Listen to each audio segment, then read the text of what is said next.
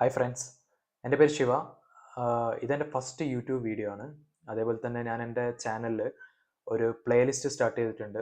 പ്ലേലിസ്റ്റിൻ്റെ പേര് ജാവാസ്ക്രിപ്റ്റ് മലയാളം എന്നാണ്.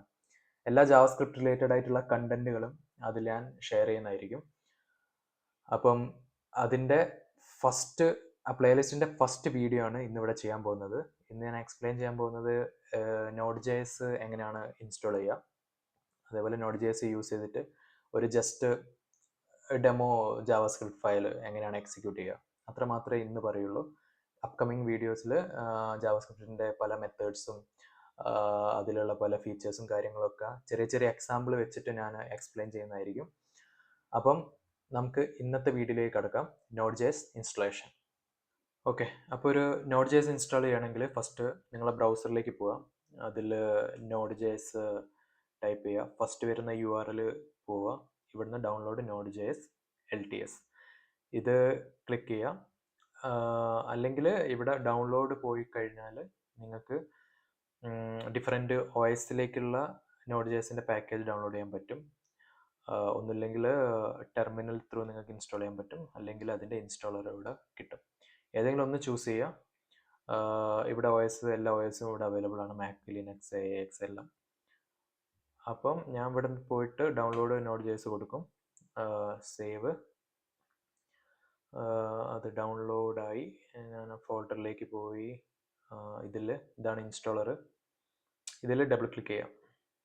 അപ്പം നിങ്ങൾക്ക് സെറ്റപ്പ് വിസാർഡ് കിട്ടും. നെക്സ്റ്റ് കൊടുക്കുക. ടേംസ് ആൻഡ് കണ്ടീഷൻസ് ആക്സെപ്റ്റ് ചെയ്യുക.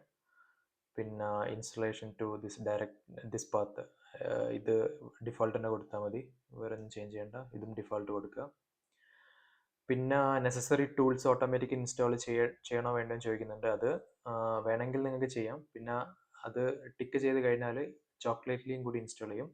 അപ്പോൾ ചോക്ലേറ്റ്ലി എന്താന്ന് പറഞ്ഞാൽ വിൻഡോസിൻ്റെ പാക്കേജ് മാനേജറാണ്.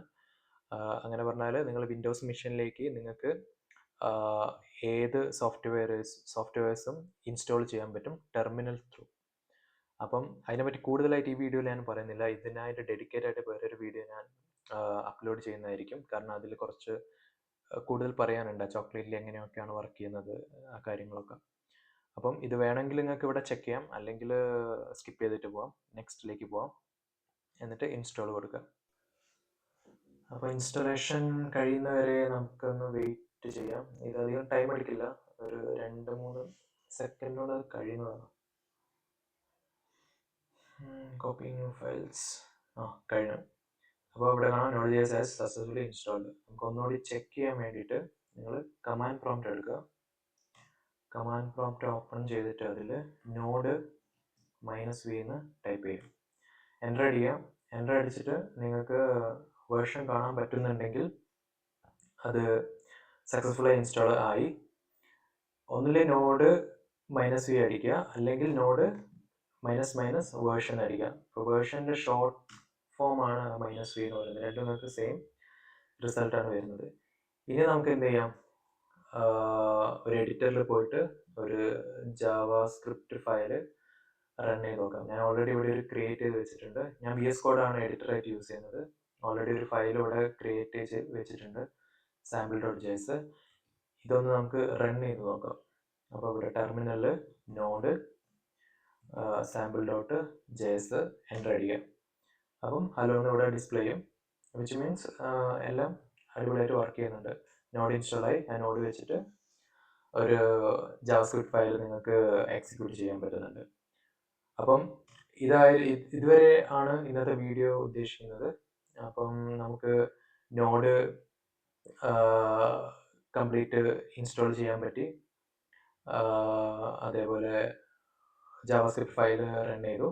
ഇനി അപ്കമിങ് വീഡിയോസിൽ ജാവാസ്ക്രിപ്റ്റിൻ്റെ കൂടുതൽ ഡീറ്റെയിൽസ്, അതായത് കൂടുതൽ കാര്യങ്ങൾ, ഓരോ മെത്തേഡ്സ്, ഫീച്ചേഴ്സ്, ഈ ക്ലാസ് ഇൻഹെറിറ്റൻസ്, അതൊക്കെ എങ്ങനെ വർക്ക് ചെയ്യുന്നതെന്ന് ചെറിയ ചെറിയ വീഡിയോ ആയിട്ട് ഞാൻ ഷെയർ ചെയ്യുന്നതായിരിക്കും, വിത്ത് പ്രോപ്പർ എക്സാമ്പിൾ. എന്നാൽ മാത്രമേ മനസ്സിലാവുള്ളൂ.